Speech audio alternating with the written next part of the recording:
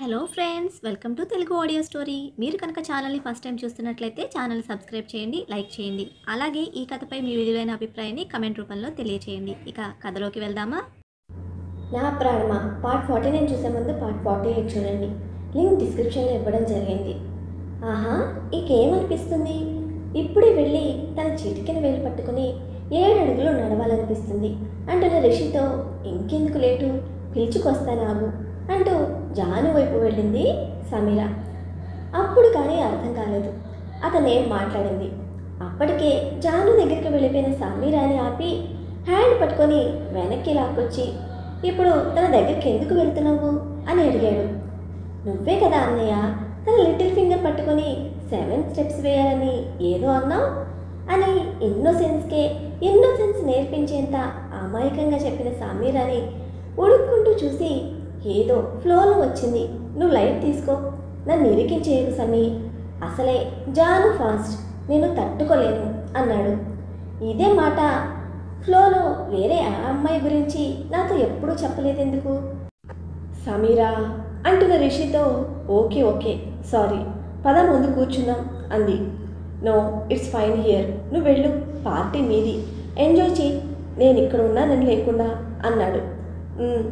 అని వెళ్ళిన సమీర తన ఫ్రెండ్ పక్కన కూర్చుంటే జాను ఆపి, వదినా కమ్ ఫొటోస్ తీసుకుందాం అంది. ఈరోజు మనం బాగున్నామని చాలామంది కాంప్లిమెంట్స్ ఇచ్చారు అంది మురుసుకుంటూ. జానుతో ఫొటోస్ తనకి కూడా కావాలి అనిపించి పదమని చెప్పింది. మన రిషి మరోసారి బుక్ అయ్యాడనే చెప్పాలి, కెమెరామ్యాన్ని అడుగుదాం జాను అంది సమీర. వాడేదో హడావిడిలో తీసి వదిలేస్తాడు వదినా, అందులోనూ ఎప్పటికిస్తాడో ఐడియా కూడా లేదు, నా ఫోన్ క్లారిటీ బాగుంటుంది, ఎవరినైనా తీయమని చెప్దాం అంది. గర్ల్స్ అయితే జలసీతో మంచిగా తీయరు జాను, బాయ్స్ని అడగలేం అంటున్న సమీరాతో మీ అన్నయ్యని అడగొచ్చు కదా అని కన్ను కొట్టింది జాను. వెంటనే సమీర ఆలోచిస్తూ, అడగచ్చు కానీ అన్నయ్యకి ఫోటో తీయడం అస్సలు నచ్చదు, వద్దులే అంది సమీర. అయినా జాను పాప ఊరుకుంటుందా? ఎందుకు నచ్చదో నేను చూస్తాను పద అని సమీరని రిషి దగ్గరికి లాక్కొచ్చి ఎదురుగా నిలబడింది. ఇందాక చూసిన దొంగ చూపుల ఎఫెక్ట్కి అస్సలు జాను వైపు చూడకుండా మళ్ళీ తనను చూసి మెస్మరైజ్ అయ్యి ఏం మాట్లాడేస్తాడో అని వాట్ అంటూ సమీరని చూశాడు రిషి. ఫోటోస్ అన్నయ్యా అంది. అర్థం కాలేదు. అదే మా ఇద్దరికి కలిపి ఫొటోస్ తీయండి రిషి బావా అంది జాను. జాను నోటి నుండి బావా అనే పిలుపు మళ్ళీ స్టార్ట్ చేసినందుకు ఇరిటేట్ అవుతూ నాట్ ఇంట్రెస్టెడ్ అని చెప్పి ఫోన్లో తల పెడుతున్న అతని ఫోన్ లాక్కొని, మాకు ఫొటోస్ తీసి మీరు ఫొటోస్ చూసుకోండి అంది ధీటుగా. నా ఫోన్ నాకు ఇస్తావా ఇవ్వవా అంటూ గట్టిగా అడుగుతున్న రిషితో ఏమాత్రం తగ్గనట్టు, మాకు ఫొటోస్ తీస్తారా తీయరా అంది. నో, అయితే నేను కూడా నోనే, సమీ ఇరిటేట్ చేయొద్దని చెప్పు ప్లీజ్ అన్నాడు రిషి. జాను వదిలే, ఇంకెవరినైనా అడుగుదాం, మనకంటూ ఒకరు ఉన్నప్పుడు కూడా ఇంకెవరినో ఎందుకు అడగాలి వదినా అంటూ రిషితో గొడవ పెట్టుకున్న జాను మొత్తానికి సాధించింది. రిషిని ఇరిటేట్ చేయడమే పనిగా పెట్టుకున్న తను డిఫరెంట్ ఫోర్సెస్ ఇస్తూ సగం పార్టీ టైం అక్కడే అవ్వగొట్టింది. ఇంకాసేపు ఉంటే ఖచ్చితంగా జాను ఫోన్ రిషి చేతిలో నుండి ఫ్లోర్కి తాకేదేమో. ఇక చాలని రిషి ఫోన్ ఇచ్చి సమీరాతో వెళ్తున్న తన ఫొటోస్ చూస్తూ రిషిలో ఓ మంచి ఫోటోగ్రాఫర్నే వెతుక్కుంది. జాను తరపున సమీర సారీ చెప్పింది రిషికి. ఇట్స్ ఓకే, నువ్వు వెళ్ళు అన్నాడు జాను వెళ్తున్న వేలో ఎక్కువగా అబ్బాయిలు ఉండడం గమనించి. అని వెళ్తున్న సమీరాని స్టేజ్ పైకి పిలిచారు ఫస్ట్ ర్యాంకర్గా మెడల్ అందివ్వడానికి. మెడల్ కాస్త సత్యమూర్తి గారి చేతుల మీదుగా అందుకున్న సమీర అతని బ్లెస్సింగ్స్ తీసుకుంది శౌర్య ఫాదర్ అని. అప్పటికే శౌర్య సమీర గురించి చెప్పడమే కాకుండా ఫోటో కూడా సెండ్ చేయడంతో వెంటనే గుర్తుపట్టారు ఆయన. సమీరని బ్లెస్ చేసి పైకి లేపి, కుందనపు బొమ్మలా ఉన్నావు, నా ఇంటి కోడలుగా నువ్వు అడుగు పెట్టే రోజు కోసం ఎదురు చూస్తూ ఉంటాను అని చెప్పి అందంగా నవ్విన సమీర తల నిమిరారు. థ్యాంక్స్ అంకుల్ అని చెప్పి సైడ్కి వచ్చేసింది సమీర. వాళ్ళని ఫొటోస్ తీసిన జాను అవన్నీ కూడా శౌర్యకి సెండ్ చేసింది. శౌర్య నుండి కాల్ వస్తే డిస్టర్బెన్స్ అని పక్కకు వెళ్ళి మాట్లాడుతున్న తనని అడ్డుకున్నారు సదరు సీనియర్ మెడికల్ స్టూడెంట్స్. అయినా పట్టించుకోకుండా ముందుకు వెళ్తూ ఆడిటోరియంని దాటి బయటకు వెళ్ళిన జాను సౌర్యతో మాట్లాడి లోపలికి వెళ్దాం అనుకునేసరికి డోర్కి అడ్డంగా నిలబడ్డారు ఆ కుర్ర బ్యాచ్. ఎక్స్క్యూజ్ మీ, కొంచెం సైడ్కి నిలబడతారా అని అడిగింది జాను. ఈ మాత్రం సరిపోద్దా అంటూ నుంచిన ప్లేస్ నుండి సైడ్కి తిరిగిన వాళ్ళని చివాళ్ళను చూసి వేరే డోర్ నుండి వెళ్దామని అనుకుంది జాను. దాదాపు ఓ 7 ఉంటారేమో. మళ్ళీ అడ్డుపడి, ఈ ఫ్రెషర్స్ పార్టీ మీదే పాప, మరి నువ్వు లోపల ఎంజాయ్ చేయకుండా బయట బాయ్ ఫ్రెండ్తో మాట్లాడడానికి వచ్చావా అంటూ జాను బుధం మీద చెయ్యి వేశాడు ఒకడు. ఆ చేతిని విసురుగా తప్పించి మైండ్ యువర్ లిమిట్స్ అని వార్నింగ్ చేసింది జాను. లేదంటే ఏం చేస్తావు అంటూ నడుము పట్టుకున్నాడు ఒకడు నేరుగా. అంతే, వాడి చెంప పగిలేలా ఒక్కటిచ్చింది జాను. ఇది చేస్తా అంటూ. మా ఫ్రెండ్నే కొడతావా అంటూ మిగిలిన 6 ఒకటేసారి మీదకు వచ్చేసరికి వాళ్ళని ఎలా ఆపాలో తెలియక పరుగు పెట్టడానికి వెనక్కి తిరిగిన తన వెనక్కి నిలబడిన రిషిని గుద్దుకొని ముక్కు పచ్చడి చేసుకోవడమే కాకుండా కళ్ళ వెంట నీళ్లు కూడా తెచ్చుకుంది. ఆ కుర్ర గ్యాంగ్ వైపు ఒక లుక్ వేసి తిరిగి జాను వైపు చూస్తూ, ఏ బానే ఉన్నావా అని అడుగుతూ ఫేస్ పైకెత్తి చూశాడు రిషి జానుని. నువ్వేంటి అడ్డంగా కోపంగా అరిచింది జాను. తమ ధైర్య సాహసాలు చూద్దామని వచ్చానులే అని కసిరి వెనక ఉన్న స్టూడెంట్స్ వైపు మరోసారి చూశాడు. అప్పటికే టాపర్ రిషి అంటే యూనివర్సిటీ అందరికీ తెలుసు. దానికి తోడు రీసెంట్గా అతను జూనియర్ సర్జన్గా జాయిన్ అవ్వడం, ఇంటర్నల్ గైడ్ అయ్యాడు. సో వాళ్ళ ఇంటర్నల్ మార్క్స్ మాత్రమే కాదు, ఎక్స్టర్నల్ మార్క్స్ కూడా తన చేతిలో ఉంటాయని లేట్గా అయినా అవగాహన కారణంగా అయినా అన్నారు బెరుకుగా. ఎవడ్రా మీకన్నా కయ్యమన్నాడు రిషి వాళ్ళ మీద ఒక్కసారిగా. ఒకప్పుడు అంటే స్టూడెంట్, కానీ ఇప్పుడు కాదుగా. సారీ సార్ అంటున్న వాళ్ళని విసుగ్గా చూసి, ఏం చేస్తున్నారు ఇక్కడ, లోపల ప్రోగ్రాం జరుగుతూ ఉంటే అని అడిగాడు. నిజం చెప్తే మెడిసిన్ సగంలో ఆగిపోద్ది అని భయం వేసి నీళ్లు నమ్ముతున్న వాళ్ళని చూసిన జాను, ఏంట్రా ఇంతకు ముందున్న ధైర్యం ఇప్పుడేమైంది, అలా బిగుసుకుపోయారు, రండి ఇప్పుడు టచ్ చేయండి అంటూ రిషి అండ చూసుకొని రెచ్చిపోతున్న తనని వెనక్కి లాగి, ఎందుకు ఓవర్ యాక్షన్ చేస్తున్నావు అని అడిగాడు. మీరు ఉన్నారనే ధైర్యం బావా అని ఇన్నోసెంట్గా చెప్పిన జాను మాట వాళ్ళకి వినపడింది కదా. బావా అన్నాడు ఒకడు టాప్ లేచిపోయేలా. రే, తను చెప్పేది అబద్ధం అని రిషి అనేలోగా వాడు పారిపోయి డప్పు లేకుండా కాలేజ్ అంతా స్ప్రెడ్ చేశాడు. జాను నవ్వు ఆపుకుంటే రిషి జానుని తినేసేలా చూస్తూ, నవ్వావంటే కొట్టేస్తా, నిన్ను సేవ్ చేద్దామని నేను వస్తే నువ్వేంటి నా పరువు తీసి పారేశావు అని అడుగుతూ సీరియస్ అయ్యాడు. అయ్యో బాబోయ్, నేనే మీ పరువు తీశాను బావా అంది అమాయకంగా. సెకల పడకు, అసలు నన్ను ఎందుకు బావా అని తగులుకున్నావు అని గయ్యమన్నాడు. మీరు నాకు బావ అవుతారు కాబట్టి. డిస్గస్టింగ్, ఇంకోసారి అలా పిలవకు. ఏం పిలిస్తే నాకు నచ్చదు, అదే ఎందుకు. ఉప్స్ జాను, ప్లీజ్ ఇరిటేట్ చేయకు అంటూ ముందుకు వెళ్ళిపోతున్న అతని హ్యాండ్ పట్టుకొని, ఓయ్ ఎక్కడికి వెళ్ళిపోతున్నావు అని అడిగింది. దేనికోసం కాలేజ్కి వచ్చాను అది చూడ్డానికి. నన్ను సేవ్ చేయడానికి వచ్చారుగా, మరి నాతో కాకుండా ఒంటరిగా వెళ్ళిపోతున్నారు ఎందుకు అంటూ బుంగమూతి పెట్టింది. వాళ్ళు వెళ్ళిపోయి 10 నిమిషాలైంది, అయినా రాలేవా, తోడు లేకపోతే రాలేను అని చెప్పి రిషి పక్కన నడుస్తున్న తనని ఆ అటైర్లో చూసి, పార్టీస్కి ఎలా డ్రెస్ చేసుకోవాలో తెలీదా నీకని కోప్పడ్డాడు. జాను ఒకసారి తనను తాను చూసుకొని, సారీ మినిలో వచ్చినందుకు అంది. జోకా అని సీరియస్గా అడిగాడు రిషి. మరి కాదా, ఎక్కడ బాడీ కనిపించకుండా డ్రెస్ చేసుకుంటే డ్రెస్సింగ్ సెన్స్ లేదా అని అడుగుతారేంటి, దాని అర్థం మినీలో రావాలనే కదా. నిజానికి జాను డ్రెస్కి వంకలు పెట్టడానికి లేదు, అంత ట్రెడిషనల్గా ఇంకా క్యూట్గా ఉంది తను. కానీ హోమ్లీ టైప్ అబ్బాయిలైతే ఖచ్చితంగా తనని ఇష్టపడతారు అనుకోవడానికి లేకుండా అన్ని కోవలకు సంబంధించిన అబ్బాయిలంతా తనని అదోలా చూడటం గమనించి ఏదో అడిగేశాడు. కానీ ఇంకా క్వశ్చన్ చేయడానికి ఇంకేం లేదు రిషి దగ్గర. ఓకే లోపలికి వెళ్ళు. మీరు రారా, I need fresh air.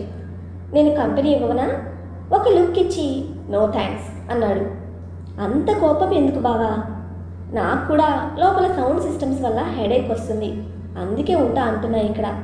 Then ఇష్టం లేకపోతే వెళ్ళిపోయి ఇక్కడ నుండి. డాడీ ఉన్నారుగా, ఆయనతో కలిసి వెళ్తాను అంది. సమీరా ఎక్కడా అని అడిగాడు రిషి.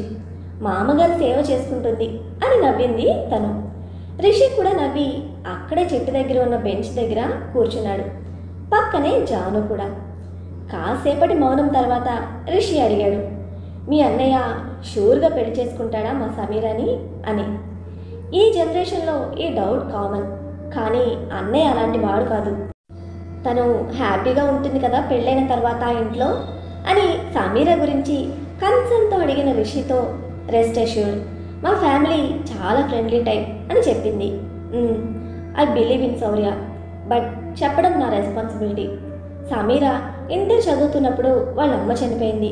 చాలా స్ట్రగుల్ అయింది అప్పటి నుండి. మా అమ్మ బాగా చూసుకుంటుంది సమీరాని. అయినా ఆమెలో తల్లి ప్రేమ చూడలేదు సమీరా. తను ఎవరినైనా ఒకసారి ఓకే అని నమ్మి తన మనసులో ప్లేస్ ఇచ్చింది అంటే అది లాస్ట్ వరకు వాళ్లే ఉంటారు. శౌర్య చీట్ చేసి వెళ్ళిపోతే అతన్నే ప్రేమిస్తుంది తప్ప మూవ్ ఆన్ అయ్యి మరొకరిని తన లైఫ్లోకి ఇంటర్వ్యూన్ కానివ్వదు అని చాలా అమాయకురాలు తను. మంచిది కూడా అన్నాడు తన భయాందోళనను బయట పెడుతూ. చెప్పాను కదా రిలాక్స్ అవ్వమని. తనకి ఆ ఇంట్లో ఎలాంటి ప్రాబ్లం ఉండదు. కానీ అమ్మకి ఆద్యనిచ్చి శౌర్యతో పెళ్లి చేయాలని కోరిక. సో తనని దాటి సమీరతో పెళ్లికి ఒప్పుకుంటుందో లేదో తెలియదు అంది ఆలోచిస్తూ.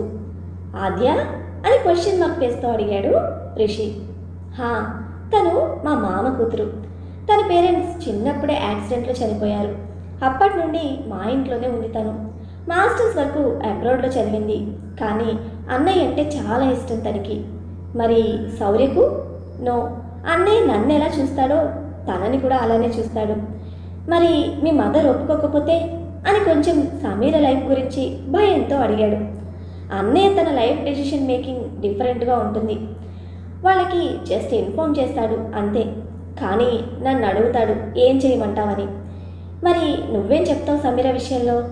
అబ్బాయిగా పుట్టి ఉంటే నేనే పెళ్లి చేసుకునేదాన్ని అని చెప్తాను అని అనగానే ఫక్కున నవ్వాడు రిషి. అతని నవ్వుని మరుపుగా చూస్తూ, అన్నయ్యతో తను హ్యాపీగా ఉంటుంది, నేను ష్యూరిటీ ఇస్తాను అంది జెన్యూన్గా. థ్యాంక్స్ చెప్పి చిన్న స్మైల్ ఇచ్చాడు రిషి. కాసేపటికి బయటకు వస్తూ కనిపించారు సమీరా, సత్యమూర్తి గారు. వాళ్ళని చూసి రిషి జాను లేచి నిలబడితే తండ్రిని రిషికి పరిచయం చేసింది జాను. నమస్తే అంకుల్ అన్నాడు రిషి వినయంగా. హాయ్ ఆరుష్, సమీర నీ గురించి చెప్పింది. ఇదే కాలేజ్లో జూనియర్ సర్జన్ అంట కదా అని రిషితో కూడా చాలా చనువుగా మాట్లాడారు సత్యమూర్తి గారు. అవును అంకుల్, మీ పేరెంట్స్ ప్రౌడ్గా ఫీల్ అయ్యే పొజిషన్లో ఉన్నారు మీ ఇద్దరు అన్నారు కాంప్లిమెంటరీగా. ఫార్మల్గా నవ్వారు ఇద్దరు. ఆయన రిషిని అతని ప్రవర్తనని గమనించి, నువ్వు కూడా బాగున్నావు, మా జానుని పెళ్లి చేసుకుంటావా అని అడిగారు. సమీర రిషి షాక్ అయితే జాను తండ్రి చేతిని పట్టుకొని డాడ్ అంది ఇబ్బందిగా. ఏం నీకు నచ్చలేదా జాను అని సత్యమూర్తి గారు అడిగేసరికి జాను ఇబ్బందిగా నవ్వుతూ, డాడ్ ఎప్పుడప్పుడు ఇలానే జోక్స్ చేస్తారు, మీరు పట్టించుకోకండి ప్లీజ్ అని చెప్పి సమీరాకి రిషికి బాయ్ చెప్పి వెళ్దాం పదండి డాడీ అంటున్న జాను మాటకి అడ్డు వస్తూ, ఈ వీకెండ్ మా ఇంటికి లంచ్కి రావాలి మీ ఇద్దరు అని ఇన్వైట్ చేశారు ఆయన. అప్పటికి ఇంకా శౌర్య రాడు. శౌర్య లేడు కాబట్టి వెళ్తే బాగోదని వద్దని చెప్పిన సమీర శౌర్య తల్లి గురించి ఆలోచించి వద్దంటుందనుకుంటాడు రిషి. ఇద్దరు ఒకేసారి వద్దని చెప్పేసరికి సత్యమూర్తి గారు వీడిగా ఫేస్ పెట్టి, ఏమైనా ఇబ్బందా అని అడిగారు. ఫ్యామిలీ ఫంక్షన్ అని ఒకరు అంటే గుడికి వెళ్ళాలని ఒకరు అంటారు. కావాలని చెప్తున్నారని డౌట్ వచ్చి అనుమానంగా వాళ్ళ వైపు చూస్తూ, ఇప్పుడు చెప్పండి ఏంటి మీ సమస్య అని అడిగారు సత్యమూర్తి ఇద్దరిని మార్చి చూస్తూ. ఏం లేదని ఈసారి ఇద్దరూ సింక్లో చెప్తే ఖచ్చితంగా ఏదో ఉందని అర్థమవుతుంది. మీరు ఏ ఫీలింగ్స్ అయినా అండ్ హర్డిల్స్ అయినా మీ ఫాదర్ ఆర్ మదర్తో ఎలా అయితే షేర్ చేసుకుంటారో నాతో కూడా అలానే చెప్పుకోవచ్చు అని చెప్పి ఇద్దరి మనసుల్ని గెలుచుకున్న ఆయన మాటకి, శౌర్య లేకుండా నేను రావడం బాగోదు అంకుల్, తను వచ్చాక వస్తాను అని సిన్సియర్గా చెప్తుంది సమీర. అయ్యో, నువ్వు వచ్చేది నేను పిలిస్తే, వాడు లేకపోతే ఏమైంది, జాను నీ ఫ్రెండే కదా అని అడిగేసరికి జాను వైపు చూసింది సమీర. గుడ్లురిమి తనని చూస్తూ ఉంటే సారీ అని లిప్ మూమెంట్ ఇచ్చింది. మరి నీ సమస్య ఏంటయ్యా రిషి అని అడిగారు అంకుల్. అంకుల్, అది సమీర అంటే మీ కాబోయే కోడలు, వెళ్ళడం వెళ్ళకపోవడం తనిష్టం, కానీ నేను మీకు ఏమవుతాను మీ ఇంటికి రావడానికి, సో ప్లీజ్ నన్ను ఇబ్బంది పెట్టకండి అన్నాడు. చెప్పాను కదయ్యా, నువ్వు ఒప్పుకుంటే నా ఇంటి అల్లుడు అవుతావు అని నవ్వేశారు సత్యమూర్తి గారు. డాడ్, జస్ట్ జోక్ చేశాను జాను అని సమీరకి, నువ్వు అన్నయ్య అంటే నీ స్థానం ఏం చిన్నది కాదు, తన బాధ్యతలు తన ఫాదర్ తర్వాత తీసుకోవాల్సింది నువ్వే కాబట్టి ఆ ఇంటికి వచ్చే హక్కు నీకెప్పుడు ఉంటుంది, కానీ నీకు ఇష్టం లేకుండా ఫోర్స్ చేయను. మీ ఇద్దరు ఎప్పుడు రావాలి అనుకునేది నాకు చెప్తే నేను అప్పుడు మీటింగ్స్ క్యాన్సిల్ చేసుకుంటాను అని చెప్పి జాను వెళ్దాం పదా అన్నారు. జాను వెళ్తూ సమీరకి నోటితో రిషికి చూపుతో బాయ్ అని ఒకేసారి చెప్పింది. For the first time Janu అంటే చూడడానికి అందమే కాకుండా మనస్తత్వంలో కూడా నచ్చింది రిషికి. సత్యమూర్తి గారు పెళ్లి కోసం మాట్లాడితే తన ఇంటెన్షన్ చదివిన అతనికి తను డాడ్ అని ఇబ్బందిగా అనడం, జానుకి తనపై మెయిన్గా బావా అనే పిలుపుపై ఎలాంటి ఫీలింగ్స్ లేవని అర్థమై రిలాక్స్ అయ్యాడు. వాళ్ళు వెళ్ళగానే సమీర రిషి కూడా ఇంటికి చేరుకున్నారు. కార్ దిగి లోపలికి వెళ్తున్న సమీరాని ఆపి, I think they are perfect match for you Sami, నేను బాబాయ్ ఎంత వెతికినా అంత మంచి మనుషులను నీకు ఫ్యామిలీగా ఇవ్వలేము, కానీ నీకొకటి చెప్తాను, దాన్ని బట్టి డెసిషన్ తీసుకో అన్నాడు రిషి. ప్రేమించానన్నయ్య, వాళ్ళలో ఫాల్ట్స్ ఉన్నా కనిపించవు నాకు, నువ్వు చెప్పు ఏంటది అని అడిగింది సమీర. వాళ్ళ అత్త కూతురు ఆద్య అని ఉందంట. శౌర్య మదర్కి శౌర్యతో ఆమె పెళ్లి చేయాలని కోరిక, కానీ శౌర్య నిన్ను చూస్ చేసుకున్నాడు. ఫ్యూచర్లో ఏమైనా ఆవిడతో రిలేషన్షిప్ ప్రాబ్లమ్స్ వస్తే ముందుగానే ఫేస్ చేయగలను అనుకుంటే స్టెప్ వే, లేదంటే ఆగిపో సమీరా అని సలహా ఇచ్చాడు రిషి.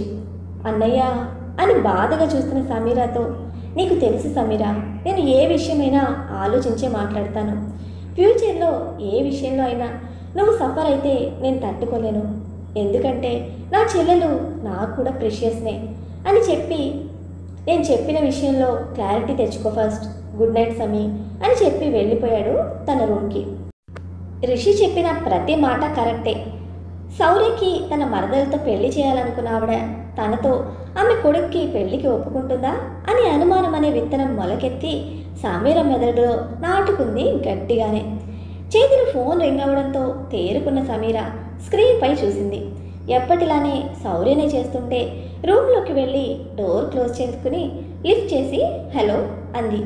లుకింగ్ ప్రెట్టి అన్నాడు కాల్ బ్లూటూత్కి కనెక్ట్ చేసుకొని జాను పంపిన తన ఫొటోస్ చూస్తూ.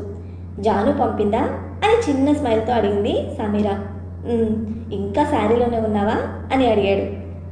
చేంజ్ చేసుకుని వచ్చి కాల్ చేయనా అని అడుగుతున్న సమీరతో, నో ఇప్పుడే ఫేస్ టైం ఆన్ చేయి అంటూ వీడియో కాల్ చేశాడు. లిఫ్ట్ చేయగానే క్యూట్ స్మైల్తో ఎదురు వచ్చిన పాపను చూసి వయసు వచ్చిన అతని హార్ట్ స్కిడ్ అవుతూ ఉంటే, కుదిరితే కాలేజ్కి లీవ్ పెట్టుకొని ఓ 2 days ఇక్కడికి రావే అని అన్నాడు శారీలో ఉన్న తనని ఇంటెన్స్గా చూస్తూ. నార్మల్గా లేవు అసలు ఆ చూపులు, గుచ్చి గుచ్చి చూస్తున్నాడు. శౌర్య చూపులకు బుగ్గలు ఎర్రగా మారితే తల దించుకున్న సమీర, ఇంకెన్ని డేస్ మీరు రావడానికి అని అడిగింది. 10 days అని చెప్పాడు.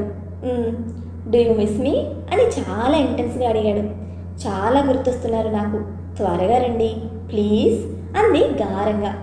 సమీర అడుగుతున్న టోన్కి శౌర్య గుండెల్లో గుబులు పుడుతూ ఉంటే, అబ్బా అంత క్యూట్గా అడక్కే, నా పరిస్థితి కూడా కొంచెం ఆలోచించు, అసలే నీకు దూరంగా ఉండలేక చచ్చిపోతున్నా, నువ్వు ఇలా అడిగి నన్ను ఇంకా టెంప్ట్ చేయకు సమీ, ఇక్కడ ఇష్యూస్ ఇంకా క్లియర్ అవ్వలేదు, అందుకే నిన్నే ఇక్కడికి రమ్మంటున్నా, అర్థం చేసుకో ప్లీజ్, కమ్ బేబీ అంటూ హస్కీ టోన్లో అడుగుతూ ఉంటే సమీర మనసులో కూడా ఏదో అలజడి ఫీల్ అవుతుంది.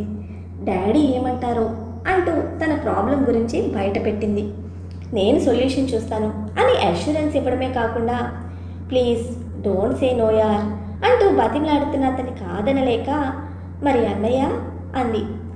తనని నేను ఒప్పిస్తాను, నువ్వు ఒప్పుకో చాలు అన్నాడు. 5 నిమిషాల దీర్ఘాలోచన తర్వాత ఈగర్గా చూస్తున్న శౌర్యని చూస్తూ ఓకే, కానీ ఎలా అని అడిగింది మరోసారి.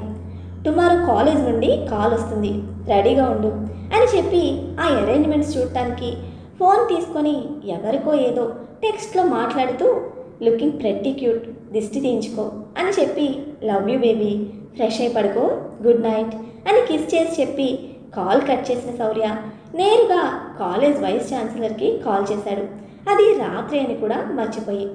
మరి సమీర శౌర్యల పెళ్లి విషయం విశాలాక్షి గారితో సత్యమూర్తి గారు చెప్తారా? విశాలాక్షి గారి రియాక్షన్ ఎలా ఉండబోతుంది? సమీర శౌర్య కోసం అతని దగ్గరికి వెళ్తుందా? వాళ్ళ హ్యాపీ మూమెంట్స్ ఇలానే కొనసాగుతాయా? తెలుసుకోవాలంటే నెక్స్ట్ ఎపిసోడ్ని ఫాలో చేయండి. అలానే ఈ ఎపిసోడ్ని లైక్ చేయడం మాత్రం మర్చిపోకండి. Bye friends.